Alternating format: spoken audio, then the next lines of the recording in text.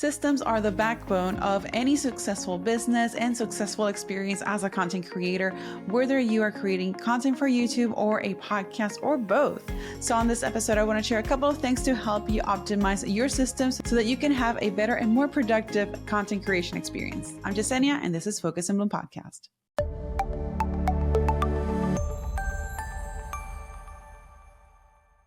Raise your hand if you have a gajillion emails on your email inbox and you've probably read them, haven't read them, or they're just there. So that is one of the first things that you should look at, and that is doing an inbox to zero. And that's where you are reviewing your emails so that you have zero emails at the end of the day. You can do this in a variety of ways, but if you are starting off from like a lot of emails, you might want to look through some of those or maybe archive them and then start from scratch so that when you have new emails coming in, you can either decide if you want to delete them, if you want to archive them, save them, label them, tag them, anything like that.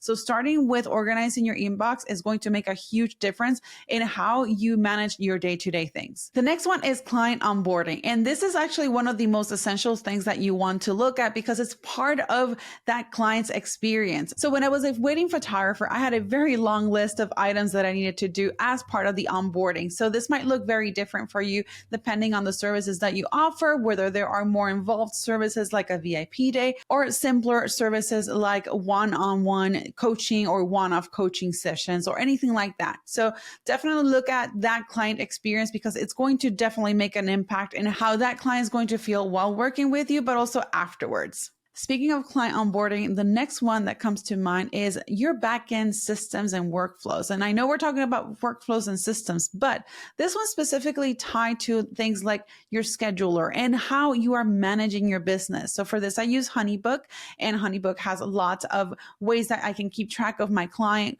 whether it's the workflow, whether it's contracts, invoices, payments, and also scheduling upcoming meetings or any coaching sessions. So having something like this to help you keep track of things on the back end on your day-to-day basis is going to make a huge difference in how you feel about your business, but also gives you confidence to know that everything is marching at the pace that you want and can also give you some ideas on what things you can improve along the way. The next one, and I'm a very huge fan of this, is to document and templatize pretty much everything or a lot of things, actually. So create a document where you can write up the things that you're doing, the processes, like from the intake of a client to maybe scheduling social media or maybe to editing things. Because while you might be starting off just by yourself, there might be a point in which you might consider having somebody to help out in any part of your business or in a particular section of your business, whether it's content creation, whether it's administrative.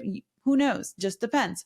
So if you're writing down these steps as you create these workflows and processes, then that will help facilitate the onboarding experience of any contractor or employee that you might have in the future. Similar to documents and where you write up the things that you do for a particular task, you can create templates to help facilitate those tasks. Think about things that you do maybe more than 3 times. Consider that as an indicator to have a template made out of that thing to help you in the next time. So for example, an email that you repeat consistently, or a template for social media, or maybe something for your YouTube covers. You have a template for your podcast or YouTube covers. These are just examples of things that you can templatize. And you might think that that might sound a little robotic or whatnot, but the thing is, when you templatize something, you're also being consistent in the quality of that thing. That doesn't mean that if you create a template, you can't modify it. You can modify as much as you need to, but the whole idea behind it is that you are creating something that you know you like and that is facilitating you the experience of completing that task. Whether you're a photographer, whether you're pivoting into video podcasting, or you're creating new content for your business, having systems will definitely make a world of a difference in your entrepreneurial and content creation experience. So if you need ideas on how you can create a workflow that makes sense to you so you can have optimized systems for your content creation experience, whether you're a YouTuber or podcaster, then check out my coaching sessions in the link in the description. And I will see you on the next episode. Take care.